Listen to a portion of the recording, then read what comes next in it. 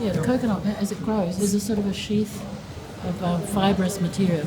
That's this stuff here. These are the midribs of the coconut leaves. So these are things you can get in New Zealand to replicate this, because none of this grows in New Zealand. My name is Robin White. I'm an artist, and I just happen to be a person that has had the privilege of enjoying some very wonderful adventures.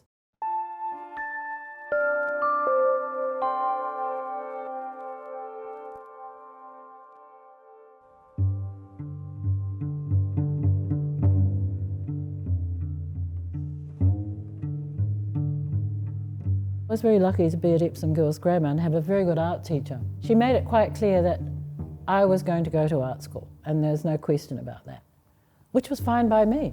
I ended up at Elam School of Art. I was there for 3 years. They were like the golden years of my life. It was that kind of environment where there's a lot of focus on the individual, on being original in that Western tradition. That's how it was for me, until I left New Zealand and went to live in Kiribati and became immersed in a way of life which is very community-based. I enjoyed the dance, the singing, and I very much enjoyed looking at the work of the weavers. Nobody else was painting other than Tiki Rawa. There's no tradition of painting in Kiribati because, you know, how do you make pigment from coral?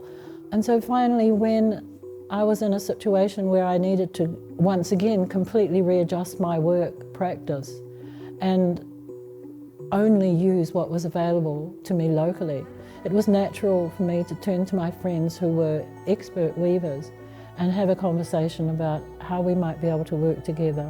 That experience was the most wonderful opening of a new era in my art practice, in which I sought the company of others to engage in the making of work that could not be made by any of us on our own.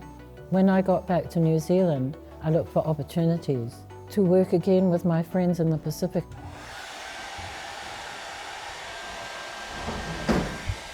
What about this one? This one is better. That one's even. This one, yeah, this one. So I am back here taking advantage of the fact that Tamari has come from Fiji and Ebony is here, with whom I've worked before on ngatu. On this occasion we've come together to explore the bringing together of the Tongan and Fijian traditions of working on bark cloth. It's called wakatonga.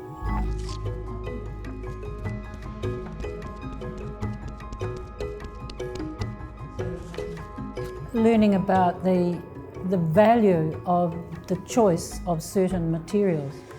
There are a number of choices that are available these days, things that make the artwork a lot easier to achieve. So we're trying to sort of step aside from that to look at the traditions of the past, the materials associated with those traditions, and why they were chosen and why they perform better. Mostly use fingers on fine lines. You don't have to make a mistake. Then there's also thinking about our work together and why are we making it and where is it going to be seen, by whom, for what purpose.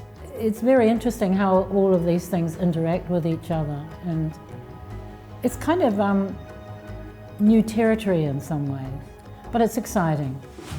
The lightest one needs to be up against the dark, the smoky one. And this one, that could be. It's got a nice edge too. Thinking of using these, incorporating these beautiful brown ones in these spaces.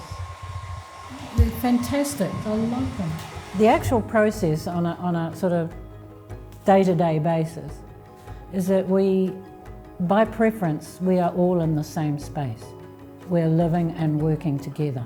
By bringing those experiences together, we get this, hopefully, a complete package. And one hopes that it conveys something of that spirit of sharing, of unity of thought and purpose.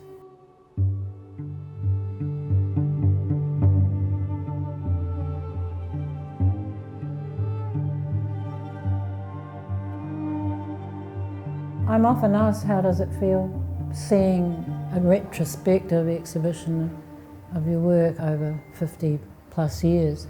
Did I know that it was going to pan out like this? Well, no, I didn't know. This trajectory of life could have gone in all sorts of directions. In 1981, when Mike and I received a letter saying, would you consider going to live in Kiribati? We could have gone, thanks but no thanks, but we didn't. We said, oh, okay, why not? Let's go.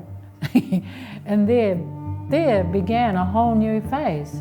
So it's that kind of thing, you can't predict that. But the continuum is that through those chances and changes, I've carried with me this sense of, this is who I am, I'm an artist. And whatever happens, my response to it as an artist will be there. And so in this exhibition, there is a body of work which is a reflection of that pathway that I've been following more recently in my life, which is one of collaboration, of working in the space between cultures. It's a very enriching way to work and very liberating from the sort of the confines of self, of just me on my own. What makes it exciting? I think it's a combination of having a vision and at the same time not knowing. Excitement somehow generally is heightened by a sense of risk. It's like opening a present, unfolding and just anticipating what you're going to see. You hope that what you've been given is what you want.